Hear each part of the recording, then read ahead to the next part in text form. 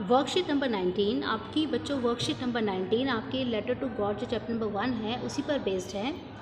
Read the given extract carefully. आपको एक extract दे रखा है जिसको आपको पढ़ना है और क्वेश्चंस के आंसर देने हैं। Answer the questions that follow. The following Sunday, Lencho came a bit earlier than usual to ask if there was a letter for him. आपने लास्ट पार्ट पे पढ़ा था कि जो लेंचो एक फार्मर था और जो उसकी क्रॉप थी वो डिस्ट्रॉय हो गई थी हेल स्टोन्स की वजह से। तो वो भगवान के नाम लेटर लिखता है, गॉड को लेटर लिखता है और गॉड से 100 पेसोस मांगता है। अब अगले दिन वो थोड़ा सा जल्दी आ जाता है, वो पूछने आता है रोज़ कि मेरा लेटर आया या नहीं आया, और उस दिन वो थोड़ा जल्दी आ गया। It was the postman himself who handed the letter to him, while the postmaster, experiencing the contentment of a man who has performed a good deed, looked down from his office. तो जो postman होता है वो letter देता है Lencho को, और जो postmaster होता है वो दूर से ही बैठा देख रहा होता है कि जो उसने अच्छा काम किया है, उसने लेंचो की हेल्प करी है, उसने 70 पैसे कलेक्ट करे और लेंचो को भेज दिए उस लेटर के अंदर। तो वो संतोष का भाव देखना चाहता है, कंटेंटमेंट, एक संतुष्टता का भाव आता है एक इंसान के अंदर। उसको बहुत ज़्यादा एक्सपीरियंस हो रहा है कि मैं बहुत संतुष्ट भाव फील हो रहा है, उसको बहुत अच्छा फील हो रहा है कि मैंने लेंचो की हेल्प करके एक बहुत अच्छा काम किया है, और वो अपने ऑफिस से ही लेंचो को क्या कर रहा है, देख रहा है। Lencho showed not the slightest surprise of seeing the money. Lencho ने बिल्कुल भी हैरानगी, सरप्राइज, हल्का सा भी हैरानगी, स्लाइटेस्ट सरप्राइज शो नहीं करा जब उसने पैसे देखे। इतना कॉन्फिडेंस था उसके अंदर। But he became angry when he counted the money. लेकिन जब उसने पैसे काउंट करे, उसे उसका कॉन्फिडेंट था कि पैसे उसको आएंगे ही आएंगे, लेकिन जब उसने पैसे काउंट करे तो वो एंग्री हो गया, नाराज़ हो गया। God could not have made a mistake. वो बोल रहा भगवान तो गलती नहीं कर सकते। Nor could he have denied Lencho what he had requested. और ना ही लेंचो ने जो मांगा है, जो रिक्वेस्ट करी है, भगवान उसे डिनाई भी नहीं कर सकते, मना भी नहीं कर सकते। इमीडिएटली क्या करा, Lencho went up to the window to ask for paper and ink. वो खिड़की के पास गया और उसने क्या मांगा, पेपर और इंक मांगी। On the public writing table, जो टेबल था जहाँ रखकर लेटर लिखते थे, उससे लिखना स्टार्ट करा। He started to write. उसके चेहरे पे जो आईब्रोज है, मतलब गुस्से में है ना, तो जिस तरह से चेहरा बन जाता है गुस्से में, तो रिंकलिंग ऑफ हिज ब्रो, तो उसकी आईब्रो बहुत ऊपर चढ़ी हुई हैं। Cause by the effort he had to express his idea, और अपने आइडियाज़ एक्सप्रेस कर रहा है। उसकी जो चेहरे पे एक्सप्रेशंस आ रहे हैं, तो उसकी ब्रोज हैं वो क्या हो गई, रिंकल हो गई हैं, वो सिकुड़ गई हैं। वैन ही फिनिश, जब उसने लेटर बंद करा, लेटर लिखना बंद करा, तो विंडो के पास गया, एक स्टैम्प खरीदी उसको, विच इज़ लिक्ड, जिसको उसने लिख करा, उसने इसको चाटा और उसको क्या करा, अफिक्स कर दिया एनवेलप पे। एनवेलप पे उसने उसको लगा दिया with the blow of his fist, means मुक्का मारकर, एक जोर से उसने ब्लो ऑफ फिस्ट से उसने क्या करा, एनवेलप के ऊपर स्टैम्प को लगा दिया। The movement the letter fell into the mail box, जैसे ही लेटर मेल बॉक्स में गिरा, जो पोस्ट मास्टर था वो गया, उसने लेटर को खोला। उस लेटर में क्या लिखा था, God of the money that I asked for, भगवान जो मैंने आपसे पैसे मांगे थे, ओनली 70 पैसोज रीच्ड मी, मेरे पास सिर्फ 70 पैसे ही पहुंचे हैं। सेंड मी द रेस्ट, मुझे बाकी बचे हुए पैसे भी भेज दीजिए क्योंकि मुझे उसकी बहुत ज़रूरत है। I need it very much, but don't send it to me through the mail, लेकिन मुझे आप मेल से मत भेजना, चिट्ठी से मत भेजना, क्योंकि जो पोस्ट ऑफिस एम्प्लॉयज़ हैं they are bunch of crooks. इस लेसन का बहुत इंपॉर्टेंट फ्रेज है बच्चों, bunch of crooks.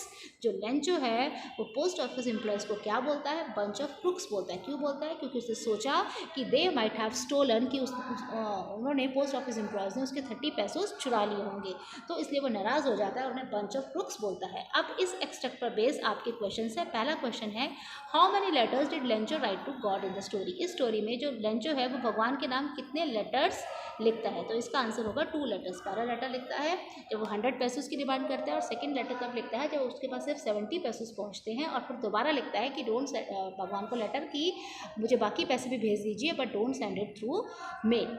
Second question है, पोस्ट मास्टर स्टोरी में कैसा करेक्टर था। पोस्ट मास्टर क्या सेल्फिश था, क्या वो मतलबी था, क्या वो लालची था, ग्रीडी था, क्या वो बहुत ज़्यादा इनसेंसिटिव था, जिसको दूसरे के बिल्कुल भी सेंसिटिव नहीं होता, जिसको दूसरे के दुख से तकलीफ से कुछ फ़र्क नहीं पड़ता, या क्या वो इनसाइटफुल था। इनसाइटफुल का मतलब होता है बहुत ज़्यादा गहन सोचने वाला, दूसरे की किसी बात पे बहुत ज़्यादा गहराई से सोचने वाला, विचार करने वाला, कैसा व्यक्ति था।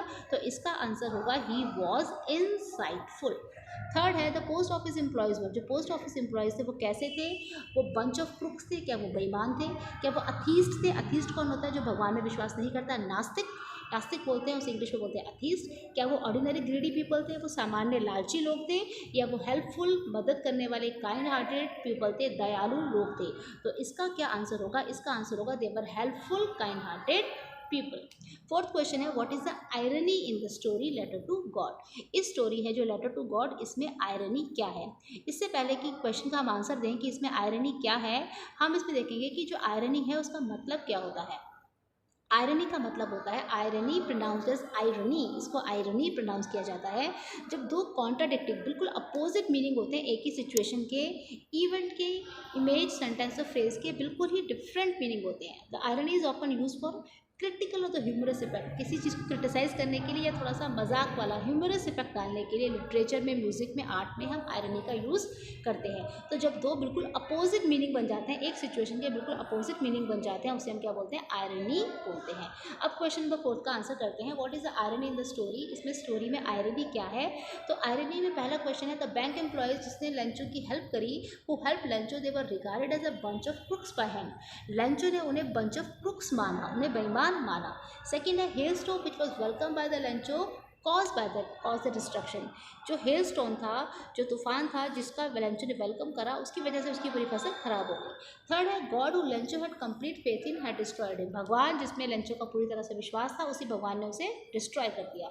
या नन ऑफ द अबव, इनमें से कोई भी नहीं। तो इसका आंसर होगा फर्स्ट वाला कि जो बैंक एम्प्लॉयज थे जिन्होंने लेंचो की हेल्प करी, उनको ही लेंचो ने बंच ऑफ क्रुक्स माना। The bank employees who help Lencho were regarded as a bunch of crooks by him. कि एक तो उन्होंने हेल्प करी उसकी, पोस्ट मास्टर सोच रहा था कि लेंचो बहुत हैप्पी होगा, but on the other hand, on the contrary, उसने पोस्ट ऑफिस एम्प्लॉयज को ही बंच ऑफ क्रुक्स कह दिया। तो ये एक आयरॉनिकल सिचुएशन है इस चैप्टर की, ये एक आयरनी है। तो इस तरह से लेटर टू गॉड पर बेस्ड आपका जो एक्सट्रैक्ट दे रखा था, उस पर जो क्वेश्चन दे रखे थे, वो यहाँ पर कंप्लीट हो जाते हैं। ये बहुत ही इंपॉर्टेंट एक्सट्रैक्ट है इस चैप्टर के। इस एक्सट्रैक्ट में चैप्टर के बहुत सारे इंपॉर्टेंट क्वेश्चन भी कवर हो जाते हैं।